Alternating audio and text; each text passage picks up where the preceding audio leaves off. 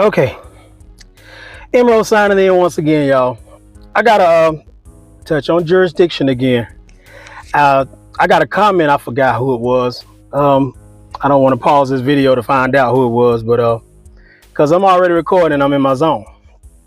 The difference between venue and jurisdiction, because he put one word venue, and I pretty much let him know it's a difference between venue and jurisdiction. And I'm gonna start off with the definition I have right here from Cornell Law University. We all use that one, so I ain't got to tell y'all how to get to that. Just Google it. Venue legal definition. Put it in your Google search, and just go to your Cornell Law website. It says in general, a place or location in which something takes place. The proper place to hold a civil or criminal trial, usually because important related events have taken place there. That's what you mean by that. So it's like, just like say if you're dealing with a custody battle, and say the child and the child is located actually, say in Georgia. You don't want to open it, and say you live in, say, Kentucky or something like that. You want to open up a case in Georgia because that's where the child's located. That's the proper venue for that. Because you say if you moved over there, say you was living there, you had a vacation to Georgia, you impregnated the woman, she had the baby here in Georgia, and you went on back to Kentucky. You were there for the birth, and birth certificate and everything, you took place in all that, all that took place. So you're on the birth certificate and all. You want to file for custody. The proper venue is the place where the actual child, where the baby was conceived, where the baby was born. Okay, not conceived but born. Okay, so that's where the proper records are. That's the proper venue for having that court case, for open up a petition in the court for custody. You can't do it in Kentucky or in your hometown because the child is not there, and that's not where the child was born. So that's not where the child is located. So because the child can be born there, but if the mother moves to Kentucky or whatever, then he can, either party can file for custody because that's where the child resides after a certain period of time anyway. But anyway, that's the difference between venue. That's what venue is, okay? But jurisdiction is actually, take for instance, you can go back and look at my other video to talk about jurisdiction. That's actually just talking about just having the authority to actually to exercise the power, their official in their official capacity, the power to be able to act, to preside over the case. Just like a police officer here in Georgia is not going to go to Alabama, can't go to Alabama and arrest nobody. They can only arrest people in Georgia. They may, so that's how that goes. They can't, there's different jurisdictions, different locations actually where they can actually exercise the authority. And when you have a court case that's opened up, has been, filed or whatever in your, say here in Georgia or whatever, and you say, I don't want to give them jurisdiction. They already have jurisdiction to preside over the court case. It's all about, do they have, it's a lot of different factors that take place on whether or not they're actually able to move to, how could I say, to exercise power concerning that trust, that in legis or whatever. If just say if you actually have your trust inside your Cesta K trust inside your own private trust, then they may, then their power is limited to be able to operate like that. And at the same time, they still can't do it, even if it's not in a trust. They still need your consent to some degree, depending on what the action is about. If it's just child support, a lot of times y'all don't know that they need your consent in order to administer your trust. They use the bullying, then the deception, and they're banking on your ignorance and your fear in order to move and create an order, in order to do what they do. Sometimes there are people that actually end up on child support, not even going through any type of process or whatever, and they don't know a lot of things that were probably done behind the scene that they don't know about.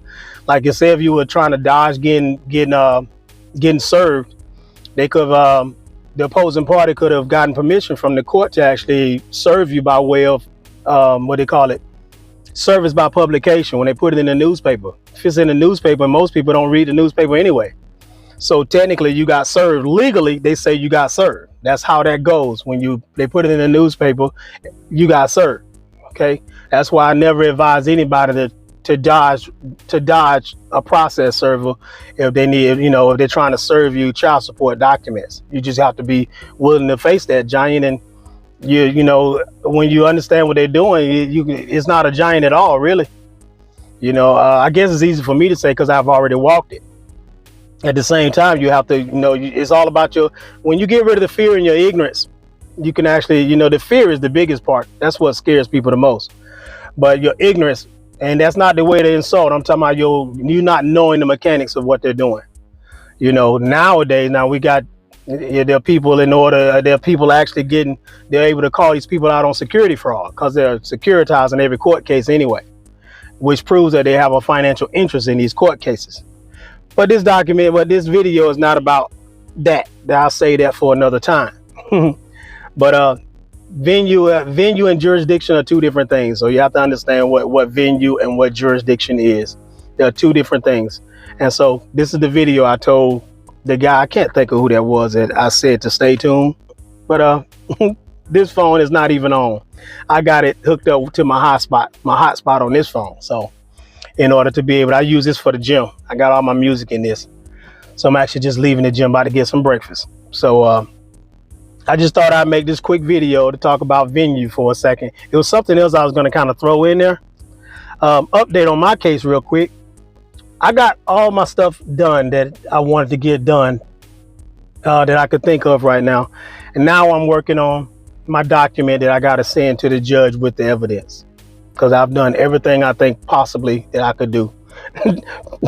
It's about there a whole bunch of stacks of paper about this damn thick, all kind of stuff. I even filed the UCC on my everything, all my collateral, as you know, want to call it collateral, everything that belongs to the evidence, pretty much proving everything that I'm talking about. It's all attached to my UCC. So I did a UCC and everything. The secured party is my trust. So this one guy I heard, he say he made himself the secured party, the living man, and that's one of the main reasons why I left. I didn't touch the UCC for years, because it didn't make sense to make a living man, to try making a living man. It's easy to say that, but you can't. The living man in the commercial doesn't exist in the commercial world. The living man always have to use a vessel to own property, to have property. You can't. The living man can't have his name, like you can't put a car in the living man's name. Okay, you have to have a vessel, so to speak. That's where the straw man comes in. That's where your LLC comes in, or your trust, or whatever it is you have owning that thing. You have to have a vessel, a go-between, in order to own property. You can't let the living man own it. That's what they mean by own nothing and control everything. You don't own it. The living man don't own it. But the entity that the living man creates owns it. So that's how you have to use that. That's how we have to see that and get that out of your head. Saying, like, even when you're talking about going back to jurisdiction, when you're saying somebody having control over you, having jurisdiction over you, that's like the cliche thing that I hear online when they talk about you don't want to give the judge jurisdiction over you. See, that when you hear someone saying that, anytime you hear somebody teaching that, they're speaking from an amateur's perspective, simply because they're still creating a body attachment between the living man and the ens legis, also known as the straw man. The straw man is what's on the docket. That's the vessel that I'm talking about. It's your job to take control of that vessel. You take control of that vessel. That's how, and you're supposed to distinguish between the two, even in your paperwork. That's why you look at any document where you see an attorney, when they say here comes whatever, and they say so and so through the counsel, through the plaintiff's counsel or something like that. They'll say something to that nature. They're basically letting you know they're actually speaking on behalf of your defendant's straw man, or ens legis, whatever you want to call it, trust, whatever. But they are that trusted, that name is the go-between, and the counsel is the natural person, living man, or whatever you want to, however you want to see that, is the one that's signing and conducting business on that entity's behalf. You have to understand that that's exactly what they're doing in the courts. When they say I'm putting you on child support, no, they got the ins on child support. Okay. And they're creating, but yourself is a body attachment there, and you have never taken control of that name. You have to take control of it. You take control of it. One way, when I used to talk about registering the name, that's one way of taking control of it. But the trust is also that's actually the strongest way of doing it, when you got control of it with a trust that you created. And and you put it on there, and you put it on the record. You create the record. You know what I'm saying? You are the creator. You are creators. The power is in the power. The power is in the hand of the people, but we have to know how to exercise our power. So I don't want to be long-winded on this video. I just thought I'd make that little video and kind of throw that in there. But now I'm working on my document that I'm going to send to the judge and the county clerk, because in the case that they actually, when my son's mom brought against me for child support, they closed that. They shut that down. It was laying dormant for years, but they shut it down. In 2019, I think.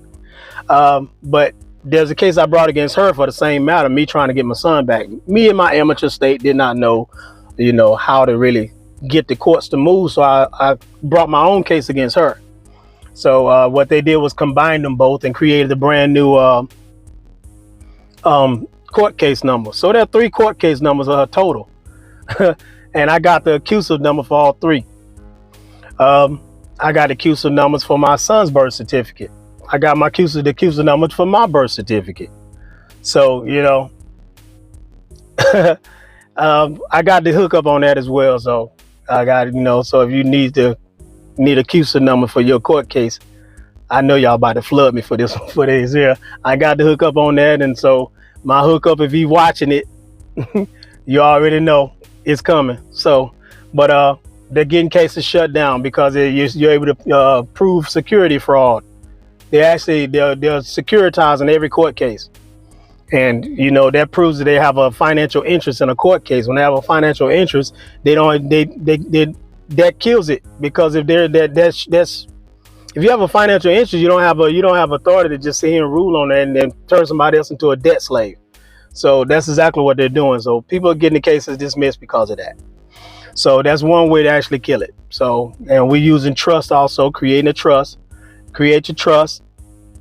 Get your accuser number to your court case. Be able to move forward on that.